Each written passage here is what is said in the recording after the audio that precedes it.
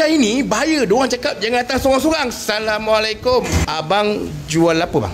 Ramai customer cakap kedai abang ni jangan datang seorang-seorang. Datang bawa kawan. Betul? Betul. Okay. Apa nak datang seorang? Datanglah ramai-ramai. Kak abang rasa ni siap talam paling jahat sekali. Tengok geng. Tengok dia cedok nasi geng. Dia cedok nasi pakai senduk besar geng.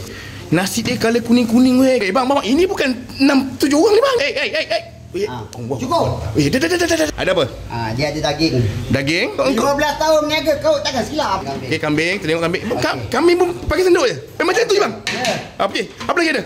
Jap, satu lagi. Satu lagi. Lagi? Dia empat laut le. Ayam merah. Ayam kita tengok saiz. Kalau macam ni kecil, kita bagi 3. Sebab kecil kan. Ada chicken chop. Budak tak hati makan pedas. Jangan cakap 80, jangan cakap 90, kau jangan cakap 100. Sejujur-jujurnya, talam kau import ni berapa? Okey, makan kat kedai. Okey. RM60. Makan kat kedai RM60. RM60. Kalau bawa balik RM65, kita cas talam. Ini pancuk dia. Ini pancuk dia bang pancuk ya Allah tangguh. Boleh kita tambah. Papadam special. Mana? Bawa anak yang besar ke yang kecil? Yang besar Okey, tengok. Papadam boleh tambah? Acar boleh tambah? Nasi boleh tambah? Tambah. Kalau nak tambah. Okey, pukul 11 sampai pukul 6. Cuti hari Isnin. Dekat mana kedai ni?